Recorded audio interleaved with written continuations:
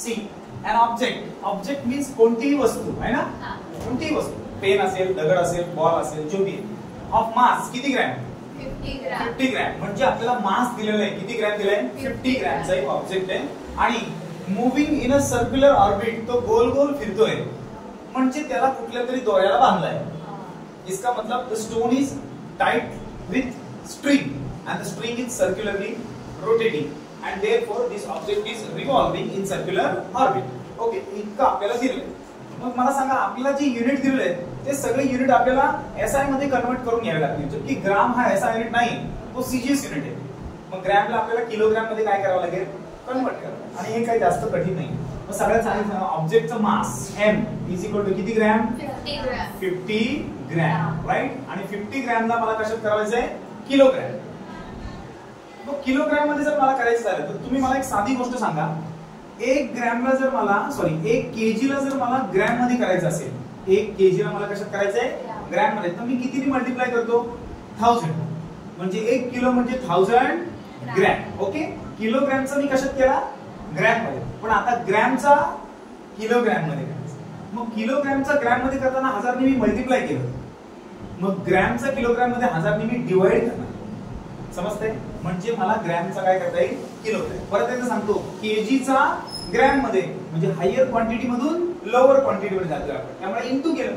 मग इथं लोअर मधून कुठे जायचंय, हायरला जायचंय, म्हणून आपण डिवाइड करणार. मग सांगा काय करणार, 50 अपॉन काय 1000 म्हणजे कशामध्ये कन्वर्ट होईल तो, केजी. सीधी बात. मग सांगा 0 0 कॅन्सल.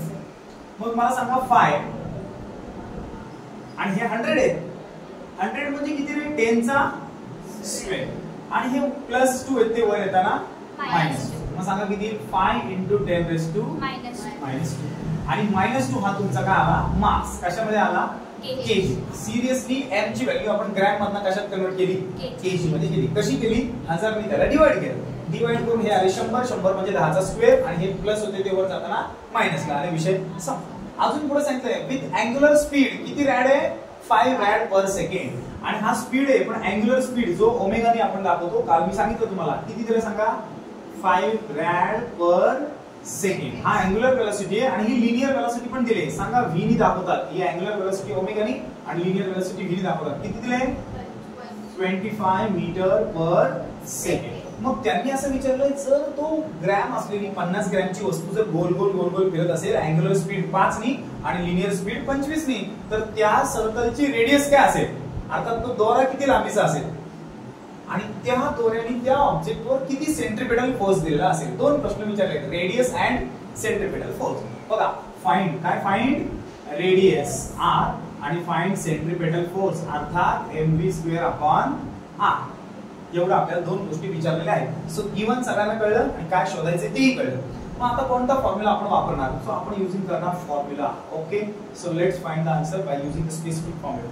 बघा आता फॉर्म्युला काय यूज करायचा, 0.06. तर पहिलाच फॉर्म्युला आपण सगळ्यात पहिल्या केस मध्ये बघितला होता, v is equal to r omega. हा फॉर्म्युला आहे लिनियर आणि अँग्युलर वेलोसिटीचं relation. This is linear velocity and this is angular velocity and this is radius. त्या दोघांवरून आपण r काढू शकतो बघा, इझी है ना. सांगा v ची व्हॅल्यू किती दिसते बोर्डवर, 25. म्हणजे v च्या ठिकाणी किती दिले, 25. What is the value of r, don't know, because r we have to find.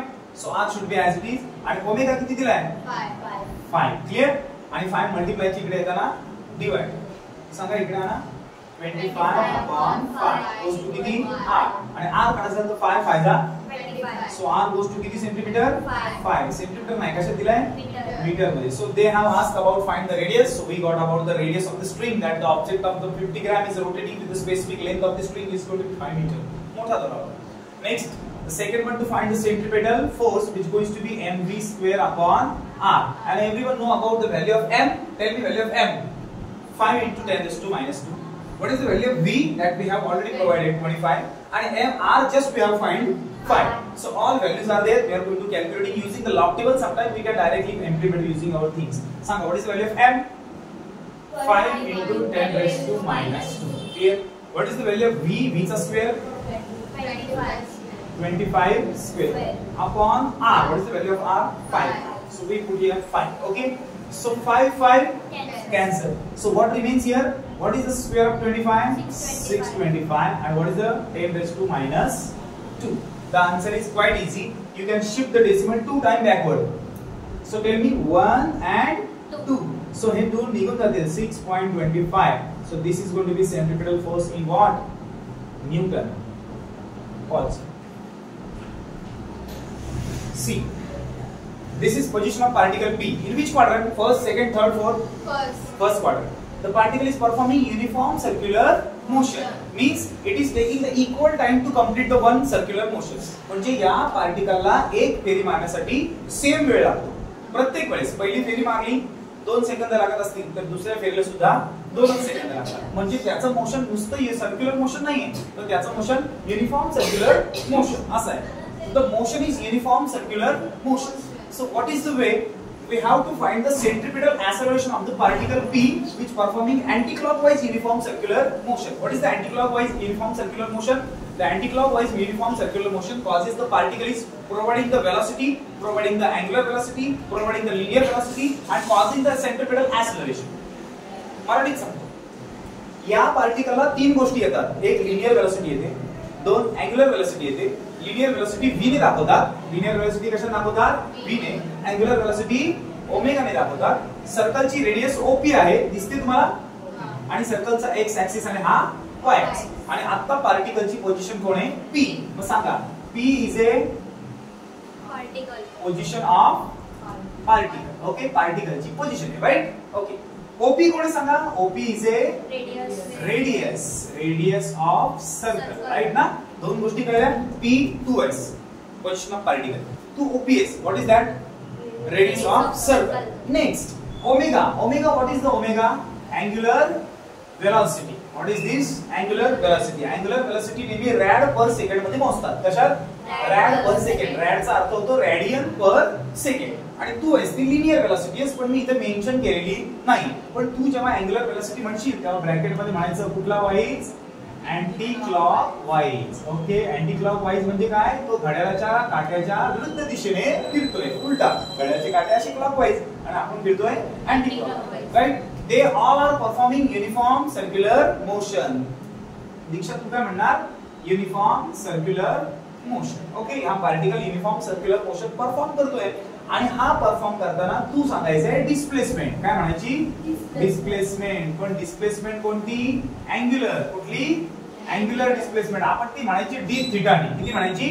D theta. आणि दीक्षा तुझ्यासाठी तो फॉर्म्युला आहे theta is equal to omega T. हा तुझा फॉर्म्युला आहे. So uniform circular motion in displacement D theta is equal to omega T. पहिला formula आलेला आहे आपला. Okay, so what are you? You are the position of particle P. What about you? OP is a radius of circle. What about you? Angular velocity measured in terms of rad per second, and you are angular displacement. D theta is equal to omega. Right here. So this is very useful thing. We are writing the equation number 1 as a hint right now. So I will just rough the diagram after some time because I need a very much space to note down the entire derivation.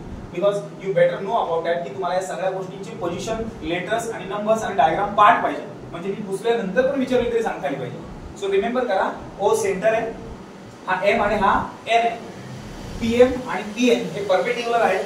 So ते पण सांगतो इथे PM and PN are perpendicular to axis X and Y. PM कुणाला? X ला आणि PN कुणाला? Y. कसे? Perpendicular. ते तू म्हणायचं. PM perpendicular X axis and PN perpendicular